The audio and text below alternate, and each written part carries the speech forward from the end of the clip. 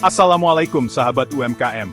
Kita sering mendengar bahwa UMKM adalah tulang punggung perekonomian bangsa. Usaha-usaha kecil dan menengah ini, yang lahir dari keringat dan kerja keras, memang memiliki peran vital dalam menggerakkan roda ekonomi di berbagai level. Tapi, seperti tulang punggung yang butuh otot-otot kuat untuk menyangga tubuh, UMKM pun membutuhkan dukungan agar bisa berdiri tegak dan berkembang. Di video kali ini, kita akan mengupas tuntas apa saja yang bisa kita lakukan, baik dari sisi pemerintah, pelaku usaha, hingga masyarakat luas, untuk bersama-sama mendorong kemajuan UMKM di Indonesia. Regulasi yang memihak dan etika bisnis yang kuat, ibarat pondasi bagi sebuah bangunan. Tanpa keduanya, usaha sekokoh apapun akan mudah rapuh. Pemerintah, melalui berbagai kebijakan, memiliki peran penting untuk menciptakan iklim usaha yang kondusif bagi UMKM. Kemudahan dalam perizinan, akses terhadap pembiayaan, hingga perlindungan hukum adalah beberapa di antaranya. Namun, tanggung jawab tidak hanya berada di pundak pemerintah.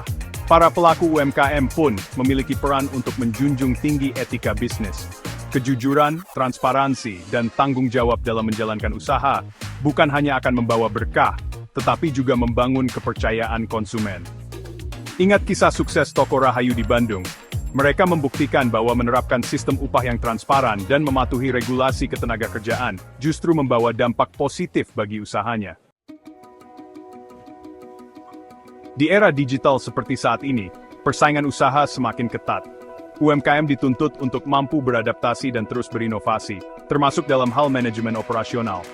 Pengelolaan stok barang, sistem produksi, hingga distribusi, semuanya harus dikelola dengan efisien. Kabar baiknya, saat ini sudah banyak tersedia teknologi yang ramah UMKM. Aplikasi manajemen inventaris, sistem pemesanan online, hingga platform digital marketing, semuanya bisa dimanfaatkan untuk meningkatkan efisiensi dan daya saing. Ambil contoh UMKM Ayam Goreng Pak Tio. Dengan menggunakan aplikasi sederhana untuk memantau bahan baku harian, mereka berhasil menekan pemborosan hingga 20%. Bayangkan jika lebih banyak UMKM yang menerapkan hal serupa, seberapa besar potensi pertumbuhan ekonomi yang bisa dicapai. Chapter 3. Evaluasi kinerja, cermin untuk terus maju. Dalam dunia usaha, kita tidak boleh takut untuk bercermin. Evaluasi kinerja bukanlah momok yang menakutkan, melainkan sebuah keharusan untuk melihat seberapa jauh kita telah melangkah dan apa saja yang perlu diperbaiki. Ada banyak indikator yang bisa digunakan, mulai dari penjualan, keuntungan, produktivitas karyawan, hingga tingkat kepuasan pelanggan.